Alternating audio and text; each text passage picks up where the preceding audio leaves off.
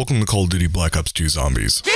Start on round 1 and survive as long as you possibly can. Every round, zombies get Harder, better, faster, stronger. You start with a health of 2 hits. Get hit twice and you're dead.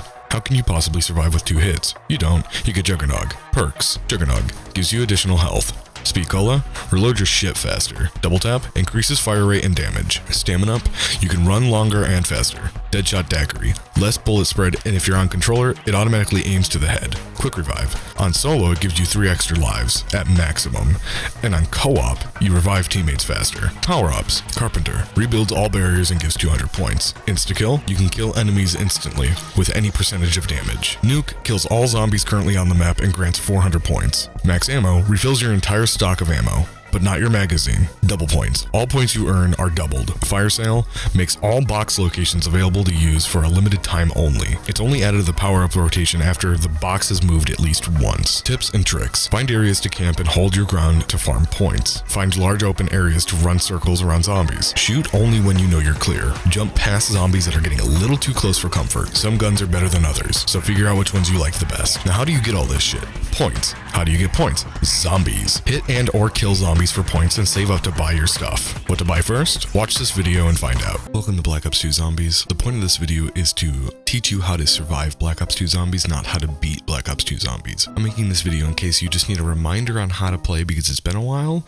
or you're just struggling to survive against the zombies. I'm also going to include some tips and tricks that you can use to be more of an efficient player. Compared to my previous zombie tutorials, this is going to be a little more messy because I'm recording it while I'm playing compared to I recorded a voiceover on top of my gameplay. So this won't be as polished, and the only reason for that is because I don't really know a good organized way to present this game because it's such a vastly diverse zombie experience. There isn't one way to play this game. So I'm thinking I'm just going to go through it and explain it as I go because I think that'll give it more of an organic feel and I can tell you what I'm thinking as I'm playing rather than telling you what to do. You have more of a rationale behind things rather than just doing it step by step because this game really does work that way compared to World at War and Black Ops 1. Black Ops 1 and World at War can follow a step-by-step for basically every single map that's on those games. But with Black Ops 2, things are handled differently in each map, so you almost have to relearn the game every time you play a new map. So, round 1. Here you're going to want to basically you're just going to knife the zombies. You're not going to do anything like shoot your gun. You're not going to use grenades because round 1 you just need to get some points because as you can see you only have 500, but the cheapest thing you can buy is probably like a I think it's the $200 shotgun. It's garbage, hot garbage, so don't even bother. But round 1, knife, and if the zombies are on fire they will explode, but do not worry, as long as you get blown up once you don't have to freak out. It's when you get like blown up over and over and over again, or if you already have damage, and you heal up pretty quickly. The zombies only explode when they're on fire. In my opinion, this game always felt a lot more slow-paced in the beginning compared to the other games, with the exception of World at War, Nocturne and Toten, because that is notoriously slow. But I feel like compared to Black Ops 1 and later World at War maps, this game is a lot slower in the beginning, but it ramps up in speed very quickly. So now we're on round 2, and what you're going to want to do is instead of just knifing, you get 2 grenades every round. So round 1 we got 2 grenades, round 2 we got 2 grenades, and you can only hold 4 grenades. So you're not going to really be wasting grenades by throwing them right now, and it's basically free points. So you hold it, cook it a little bit, throw it, and then try to aim it at the zombie. It doesn't have to be on the zombie, just pretty close to them. And you don't have to cook it, but certain maps like this where there's lava everywhere, the grenades will deactivate when you throw them in there.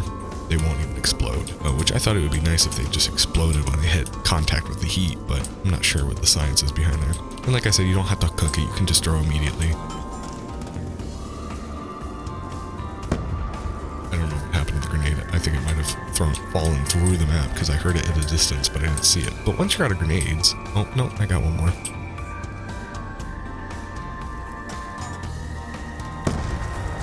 Now that I'm out of grenades, you take your pistol and you shoot one whole mag into a zombie, and then you knife them. And the point of this is to collect as many points as you possibly can early in the rounds, because you just want as many points as you possibly can get. As you saw there, sometimes they seem to get weakened by the flames, I think. And so if they're burning for a while, they lose health. So the fire does hurt them.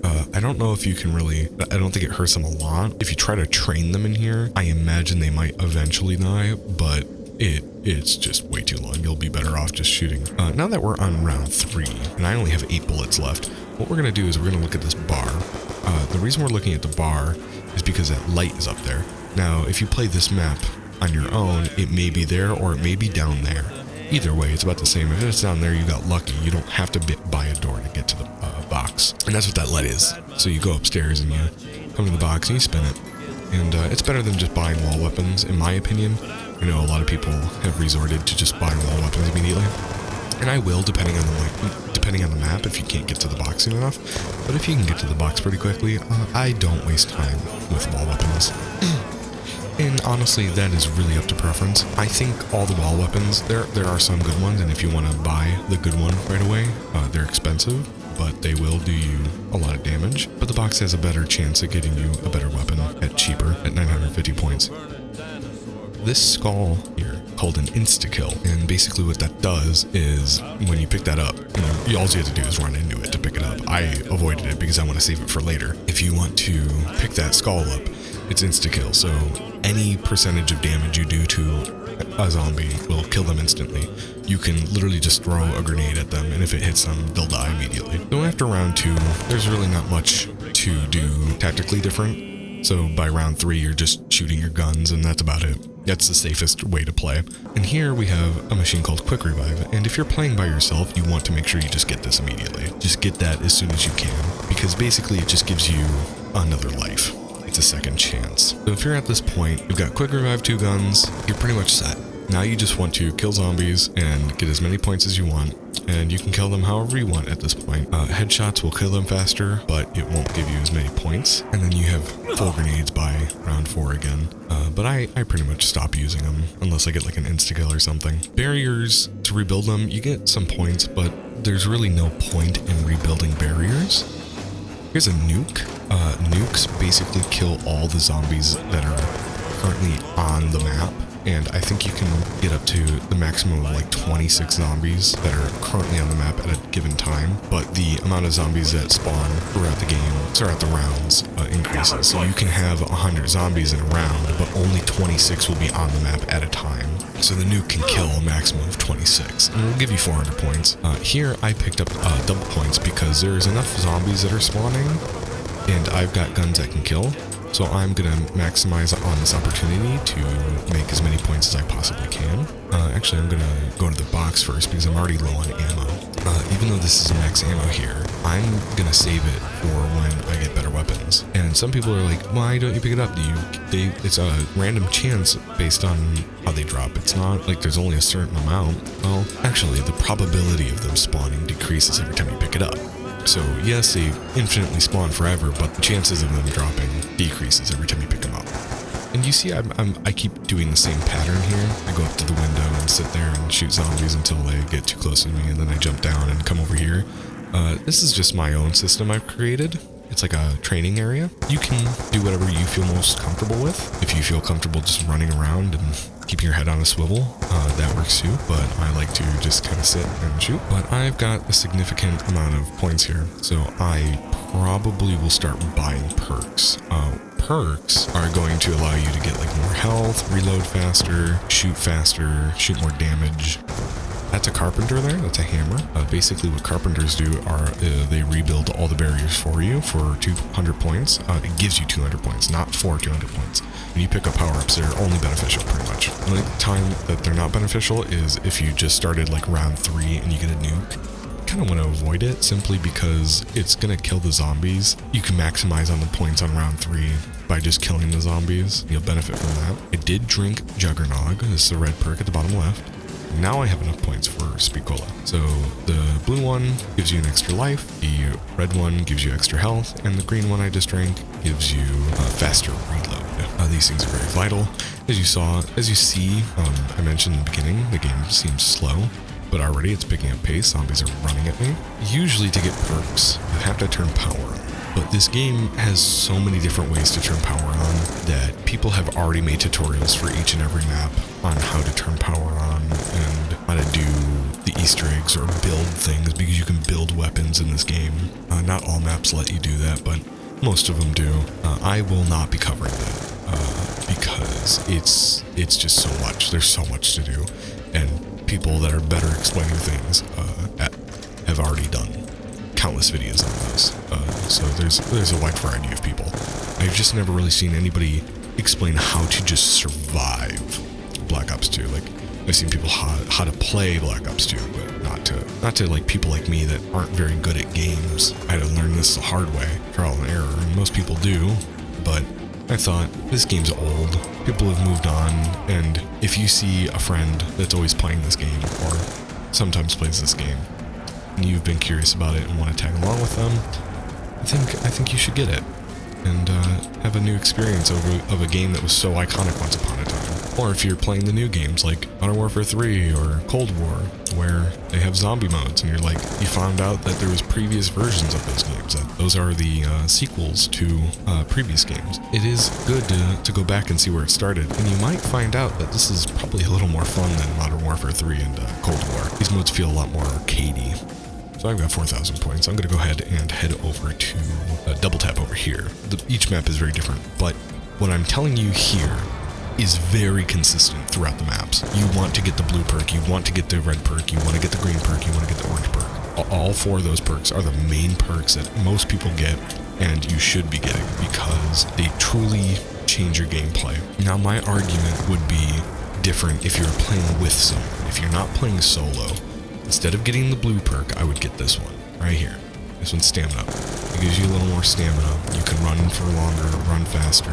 Now we're already kind of getting to the end here of what to tell you to do for surviving Black Ops 2 Zombies. You are getting close to 5,000 points, and you have all four perks. You've got 2 guns that you like, and so you're going to start using this machine over here. It's called Pack-a-Punch. Pack-a-Punch will allow you to spend 5,000 points to upgrade your gun. You can put it back in after you've upgraded it for 2,500, and when you put it in for 2,500, it may add an attachment, add 2 attachments. I'm not exactly clear on how it works. I never figured it out myself. You should consider it a victory if you've mastered the things that I've told you in this video, because this game is hard. It is not just a walk in the park, for most people, that is. And of course, this is coming from the context from somebody that's not very good at games, but still wants to play them. That is the entire point of this video, is to teach you how to play a game that you've never played before.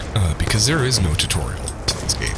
You don't actually get an introduction. When you buy this game, you can play campaign, which is military. You can play online, which is, again, just like fast-paced military.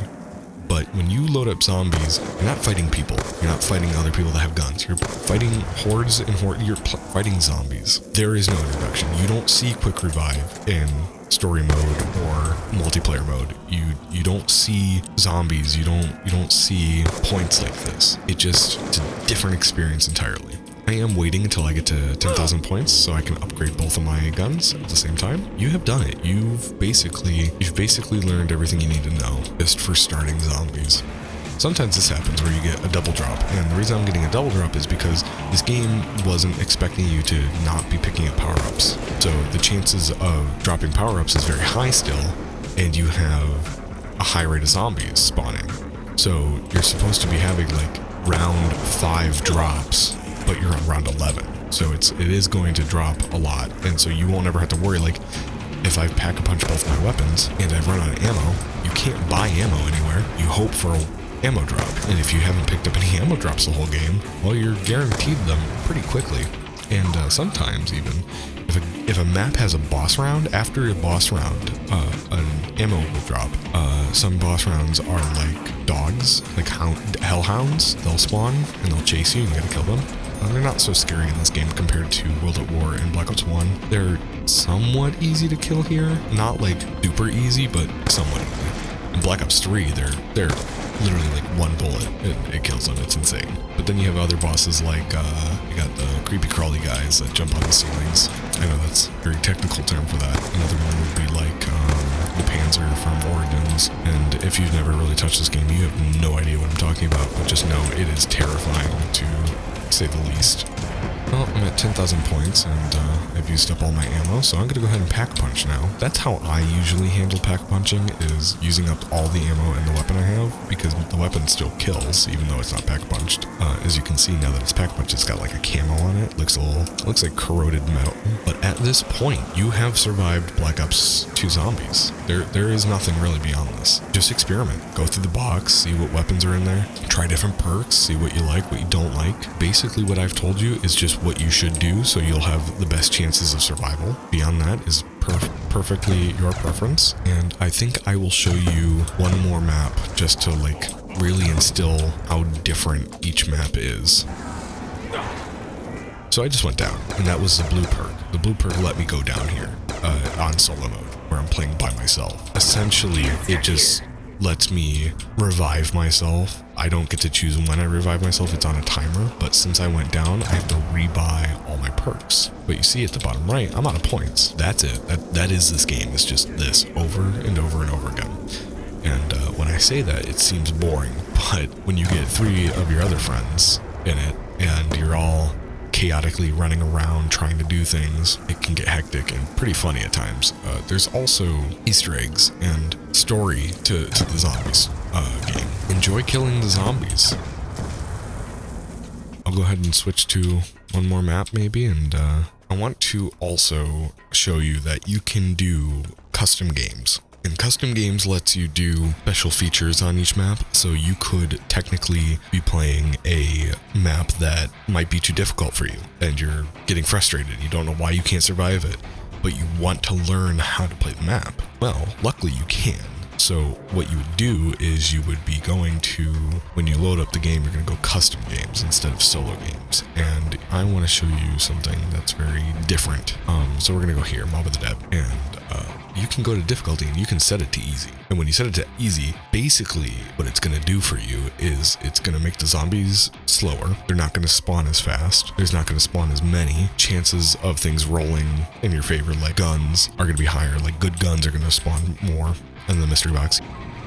Here you can see that, like I said, each map is very vastly different. Like, what the fuck's happening here? I see a guy sitting over here and I'm glowing. Well, here's a glowing door.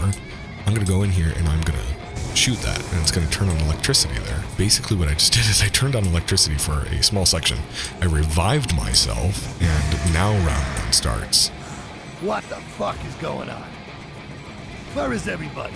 And like I said, this is much different. Well, you have a power up here. Usually they disappear. Well, this one's going to stay here until you grab it, because it's just like a freebie. Gimme. The scenario is still the same. Round 1, knife only. You're going to maximize those points. You really want points. It's just the same thing, different map. The only difference here is that when you want to buy a perk, you have to turn power on. And to turn power on is like what I showed you. What I was before was basically a ghost, and so I saw a hole in the wall. Also, right here, you have a shocker, and you can come up to it and hold F or X or square, depending on what game system you're playing or computer. You can shock yourself and go back into that ghost realm. And at the bottom right, when you're playing solo, you can see how many of those ghost forms you have. Right now I have 1, but every round you get another one until you have 3. 3 is the maximum. You can't have any more than 3. And as you see, we're on round 2. So I'm now throwing my grenades because I have 4 grenades and I get 2 every round, so I'm not really wasting anything. I'm just utilizing my resources so I can maximize points. Bullets do travel through zombies. If you have a zombie behind them and you shoot, sometimes they'll die a little sooner than you expect because they're already damaged. You already showered them in a little bit of pellets.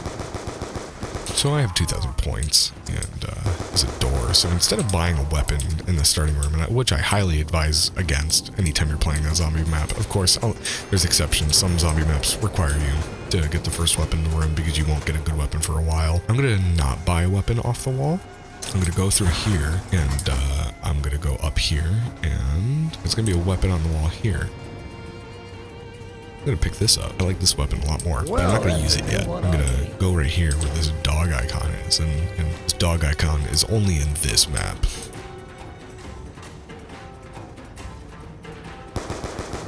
Now I'm out of ammo, so I'm gonna switch to the other one. Basically, when you kill a zombie, this guy will spawn. He'll chew up the zombie and eat him. Once he's full, he'll go away and light up. And I'm not going to explain the point of the dog because, again, I'm not teaching you what this game's about and how to beat it, teaching you how to survive it. I'm not going to go into great detail about this map. I just wanted to show you how different it can get, how the world changes based on what you're doing.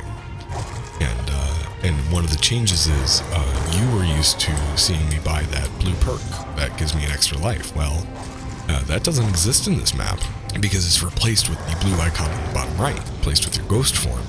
And I fed him, so he goes away and he's glowing now. I don't have to worry about quick revive because I basically have it built in. And as long as you have one ghost form left, you are pretty much set and ready to go.